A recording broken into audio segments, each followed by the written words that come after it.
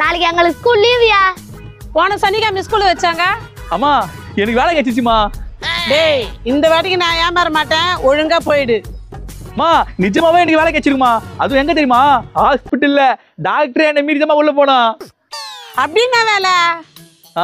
Security வேலை. இந்த வேலை எப்படி கிடைச்சது? காலையில எழுந்து பக்கத்து வீட்டக்கா மூஞ்சில் தான் முடிச்சேன். வெளியே போனா கூப்பிட்டு வேலை கொடுக்குறாங்க. ராசியான மூஞ்சிமா உங்களுது. ஏன் மூஞ்சில முச்சா உனக்கு வேலை கிடைக்காதா? ஓ மூஞ்சில முடிச்சுட்டு போனா வேலை கிடைக்காது, நாய் தான் கிடைக்கும். டேய் என் மூஞ்சில முடிச்சுட்டு வேலைக்கு போட, செக்யூரிட்டிக்கு மேலதான் இருப்ப. நிஜமாமா? அதனாலதான் அப்பா எப்பவுமே தண்ணிக்கு மேலே இருக்கிறா. எப்படியோ ப்ரொமோஷன் கிடைச்சா சரி, வழி விடுங்க. The next day. அம்மா சீக்கிரமா என் முன்னாடி வாமா. மூஞ்சில முடிச்சுட்டு வேலைக்கு போறேன். நான் செக்யூரிட்டிக்கு மேல போயிடணும். முன்னாடி தானே நிக்கிறேன், கண தந்து பாடுறா. அம்மா மூஞ்சில முடிச்சுட்டு ஒரே நாள் செக்யூரிட்டிக்குலாம் மேல போயிடணும்.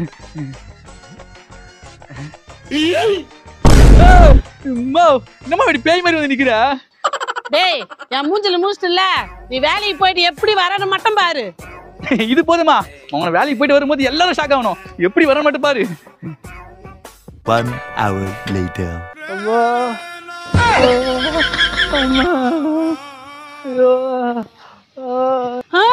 டேய் என்னடா ஆச்சு? என்ன உடம்பெல்லாம் கட்டு போடுங்கற? மூஞ்சில முடிச்சுட்டு ஃபர்ஸ்ட் நாள் வேலைக்கு போறமேன்னு ஹாஸ்பிட்டல் கிட்ட ஜாலியா போயிட்டேன். திடீர்னு ஒரு ஆட்டோக்கார வந்து ஈச்சி என்ன காலி பண்ணிட்டாமா. என் மூஞ்சில முடிச்சுட்டு போய் மாடா உனக்கு அடிபட்டுச்சே? மூஞ்சில முடிச்சுட்டு போனதாதான் எனக்கு அடிபட்டுச்சு. ஆனா ஒண்ணுமா, நீ சொன்னல நீ வேலைக்கு போடா செக்யூரிட்டிக்கு மேல இருப்பேன்னு, அப்படிதாம்மா நடந்துச்சு. நிஜமாவாடா? எப்படிடா? அடி போட்டு ரோட்ல கண்டல, அங்க இருக்கிற செக்யூரிட்டி தான் என்ன ஹாஸ்பிட்டலுக்கு தூக்கிட்டு போனானுங்க. அவள் தான் போ, ஒரு வருஷத்துக்கு நான் வேலைக்கே போக மாட்டேன். வழிடுமா.